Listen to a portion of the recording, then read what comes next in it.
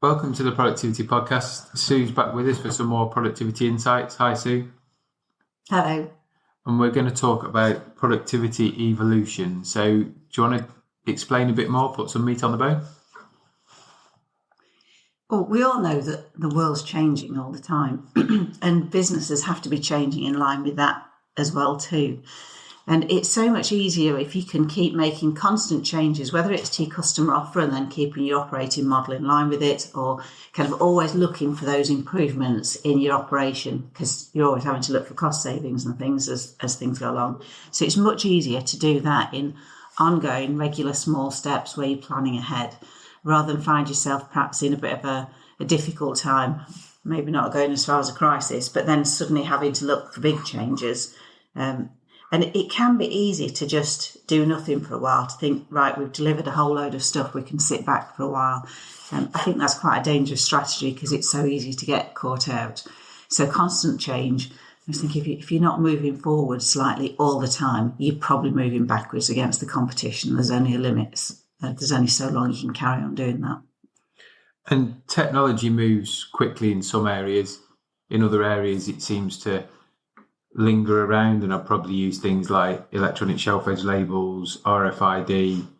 There was a whole wave of people getting excited about tunnel payment at checkouts and things. Yeah. And granted, there's some great case studies now about electronic shelf edge labels and lots of certainly fashion organisations using RFID, but it wasn't the tidal wave of change that was talked about 5-6 years ago. It's taken 5-6 years for people to really get on with it, which I suppose is a case in point of if you wait and wait and wait, then there's a load of other stuff you could be getting on with. And I assume some of that's cost that hinders that. Yeah, a big cost. And I assume the technology gets quicker and better and cheaper, and therefore the cost drops as it becomes more openly accessible to the market. But have you got any examples of where you've seen people do good kind of continual change?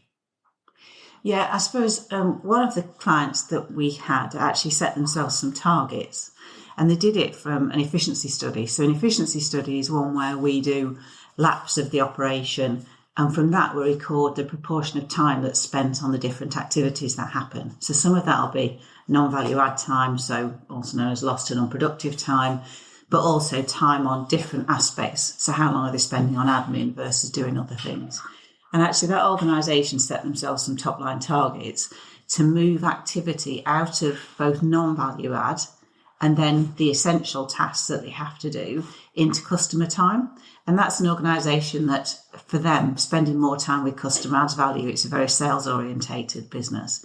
And because they started with a measure and then set themselves targets to move, it then gave them a very clear view about when they were then assessing any operational change they could make, they could then say, well, how much is this going to move the dial for us?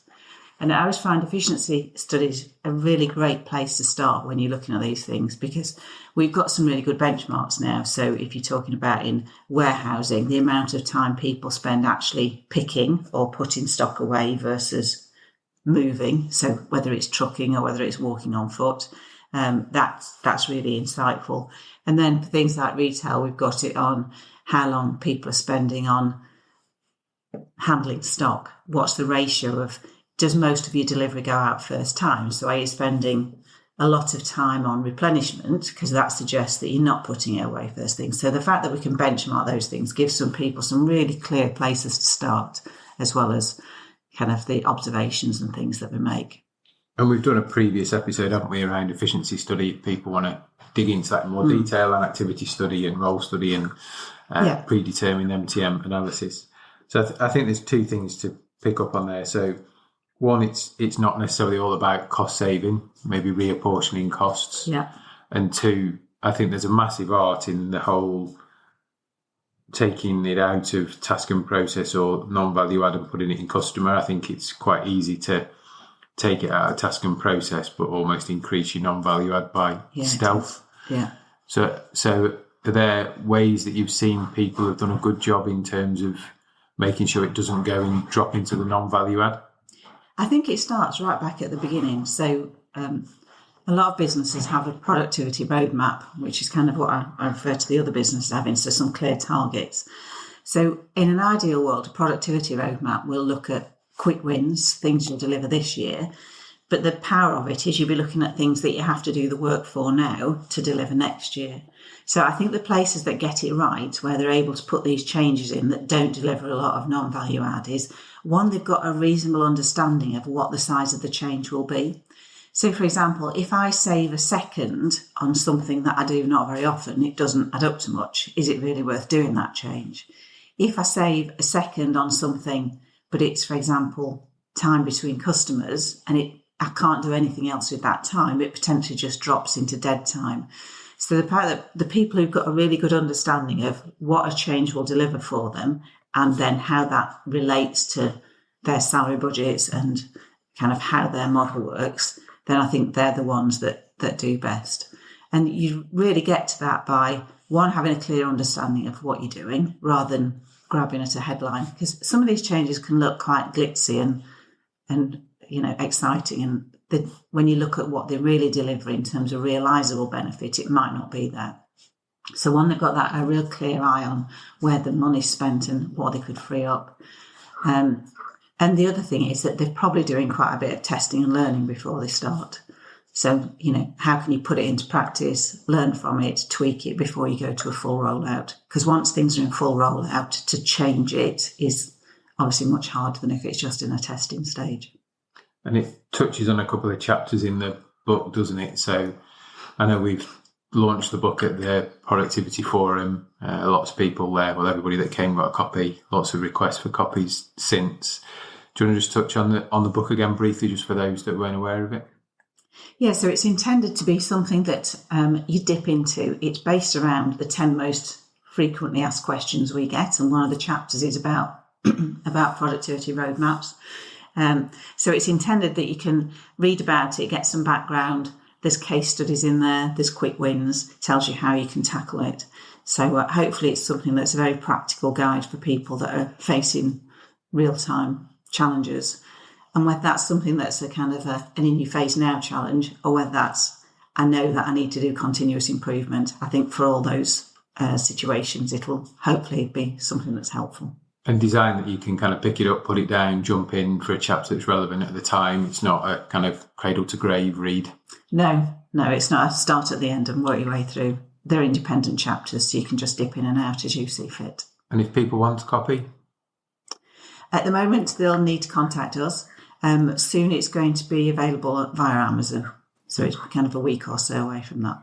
Brilliant. And then 12th September 2024 is now the confirmed date for the Productivity Forum next year, back at the National Conference Centre in Birmingham, which is adjacent to the Motorcycle Museum, so nice and easy for planes, trains, automobiles, maybe not bikes, maybe not walking. But lots of people already registered from last year, so I think we're 70 plus already, and we were just slightly over 100 last year. So registration links on the website. If you want to come, open to kind of anybody who's in a customer-facing organisation. There'll be people from contact centres, hospitality, retail, warehousing, logistics. So again, building the agenda quite a way out, but as we found last year, the kind of seats get booked up early. So if you need any more details, look on the website or drop me or so a note, and we'll take it from there. So productivity roadmaps, continually tweaks and changes, trying to take it out of non-value add and essential task and process time. The art's going back into customer or saving. So lots to think about, I'm sure, for every organisation, because as you said at the start, it's a turbulent time, but then if you look back, it probably always has been and always will be. And the clever thing is if you can link it to your budgeting cycle. So our experience as big organisations is that as budget time rolls around every year, you'll be asked for some savings. So actually, if you start scrabbling around then to find things, you probably won't be making your best decisions. If you're a few months ahead of that, so you've got a stream of tried and tested solutions, plus you've got an eye to, and actually next year somebody's going to ask me the question again, it really helps you do things in a much better way and be more streamlined and avoid knee-jerk changes that perhaps aren't the best for the business. Yeah, and I think as a minimum, I'd always work on the principle I need to absorb wage inflation through initiatives. Yeah. Whether you're paying national living wage or above, and if you're paying above, you've always got to keep the gap. So that would be kind of my my mindset if I was in that role at the moment. And I guess you always know what the inflation headline number is. It's always news every month. It gets reported whether it goes up, down, or stays the same. So again, the inflation number is often a good guide to where salary changes might be. They're usually in the same sort of ballpark. They might be a bit higher if it's low inflation. They might be a bit lower if it's high inflation. But that's usually the sort of figure that you're looking for, isn't it? Yeah, absolutely. Brilliant. So great insights again, and we'll be back soon with another episode. Thanks, Sue. Bye.